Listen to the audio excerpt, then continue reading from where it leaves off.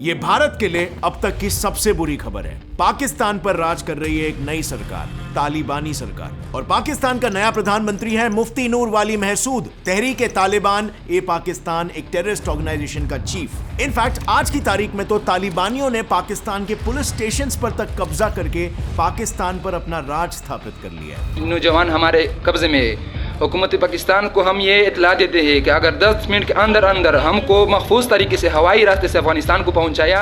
अब इंडिया के लिए ऑफ कोर्स ये काफी सीरियस बात है, क्योंकि शायद ज्यादा वक्त नहीं लगेगा कि पाकिस्तान की भी हालत अफगानिस्तान के जैसी होने लगे। लेकिन वेट, इस कहानी में है एक ट्विस्ट।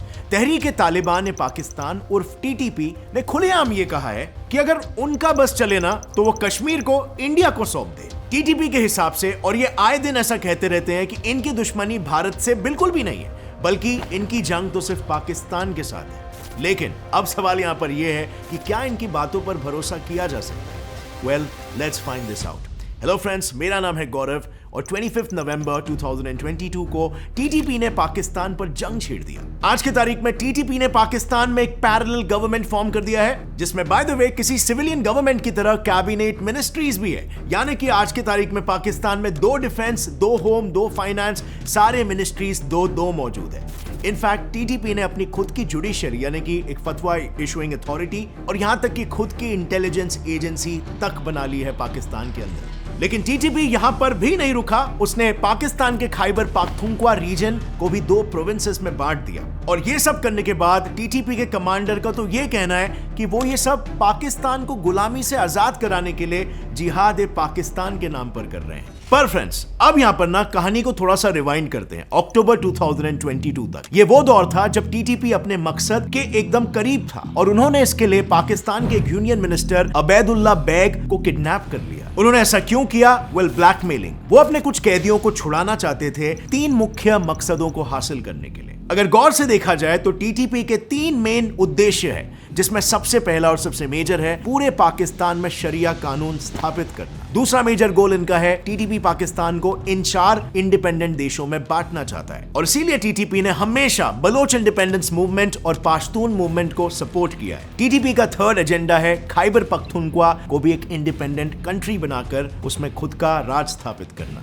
जो आई वुड से उसने ऑलमोस्ट कर भी लिया है। इसके अलावा उनका आखिरी गोल बस यही है कि वो हमेशा अफगानी तालिबान को सपोर्ट करते रहे, क्योंकि बेसिकली टीटीपी के सभी मेंबर्स अफगानी तालिबान से ही लिंक थे और अफगानी तालिबान टीटीपी को हमेशा सपोर्ट भी देती रही है। पर यहां पर जस्ट वेट, कहानी में एक और एक ट्विस्ट है। ये टीटीपी जो आज पाकिस्तान पर कब्जा करके बैठी है, उसने तो एक टाइम पर पाकिस्तानी गवर्नमेंट के साथ एक पीस ट्रीटी साइन की थी। सो नवंबर 2021 में पाकिस्तानी गवर्नमेंट ने टीटीपी के साथ सीज फायर नेगोशिएशन साइन किया था, जो बेसिकली ये कहता था कि अगर टीटीपी अपने गतिविधियों पर रोक लगा दे तो पाकिस्तानी गवर्नमेंट टीटीपी के कैदियों को रिहा कर देंगे। लेकिन अनफॉर्चुनेटली दूसरे ही महीने में टीटीपी ने उसे ये कहते हुए एंड कर दिया कि पाकिस्तानी गवर्नमेंट ने टीटीपी प्रिजनर्स को रिलीज नहीं करके सीज फायर एग्रीमेंट को तो ब्रीच किया ही, और ऊपर से पीस टाइम में कई टीटीपी आउटफिट्स पर अटैक्स भी किए हैं। तो बस इसके रिटेलिएशन में सीज फायर एंड करके टीटीपी ने पूरे पाकिस्तान को टेक ओवर करने का मिशन शुरू कर दिया,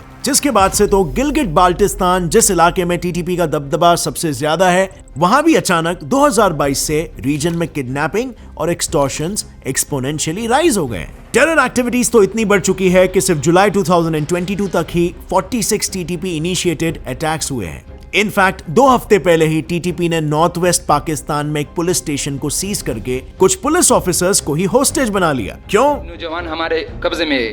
हुकूमत पाकिस्तान को हम ये इतला देते हैं कि अगर 10 मिनट के अंदर अंदर हमको महफूज तरीके से हवाई रास्ते से अफगानिस्तान को पहुंचाया कि हम ये 7-8 बंदे को वापस बहिफाजत पहुंचाएंगे। वेल, सिंपल, ये सब कुछ पाकिस्तान के खिलाफ छेड़े गए एक जंग को फंड करने के लिए ही चल रहा है। और इसका नतीजा, वेल, पाकिस्तान के मिनिस्ट्री ऑफ फाइनेंस ने यह तक कह दिया है कि इन रिस्क्स के चलते पाकिस्तान की पूरी इकोनॉमी कोलैप्स तक हो सकती है।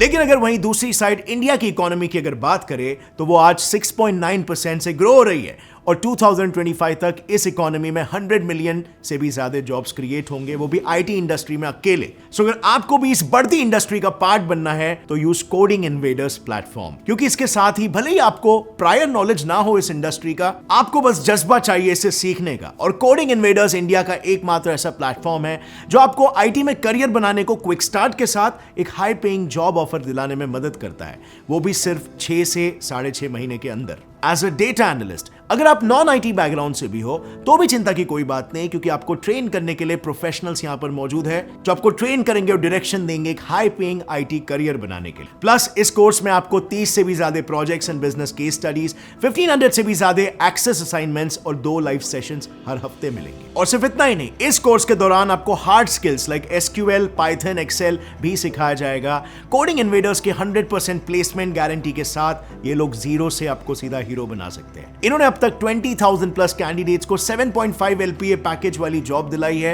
इनके 300 प्लस हायरिंग पार्टनर्स के थ्रू। सो यूज करो कोड GET20 और पाओ 20% फी डिस्काउंट डेटा एनालिटिक्स के कोर्स पर।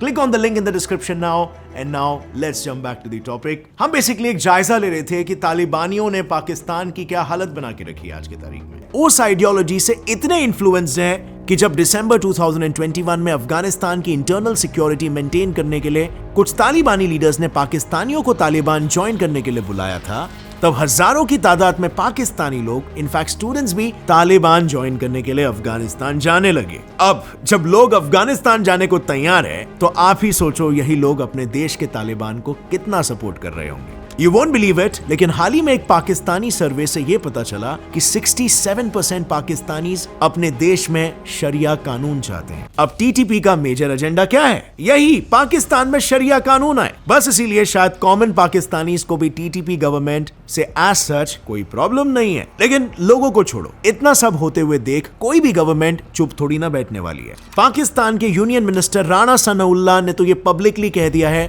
कि वो तालिबान को इसका जवाब देने के लिए अफगानिस्तान के टीटीपी हाइडआउट्स पर एयर स्ट्राइक्स करेंगे। देखिए, ये तो फिर वक्त आने पे जब ये चीजें सामने आएंगी तो सबसे पहले तो अफगानिस्तान को, क्योंकि हमारा वो बरादर इस्लामी मुल्क है, हम उसे कहेंगे कि ये ठिकाने हैं, इनको खत्म किया जाए और इन लोगों को हमारे हवाले किया जाए। और अगर आगे से तौबा नहीं होता तो फिर ये सारी चीजें जिस तरह से आपने कहा फिर मुमकिन।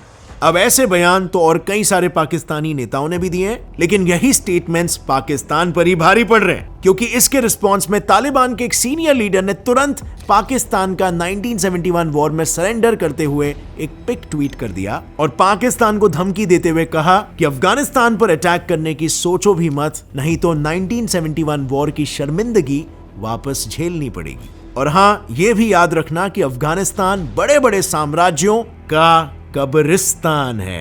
अब पाकिस्तान में ये सब चल ही रहा था, बलूचिस्तान के सेपरेटिस्ट लीडर्स ने भी पाकिस्तान से अपनी आजादी के लिए हथियार उठाना शुरू कर दिया।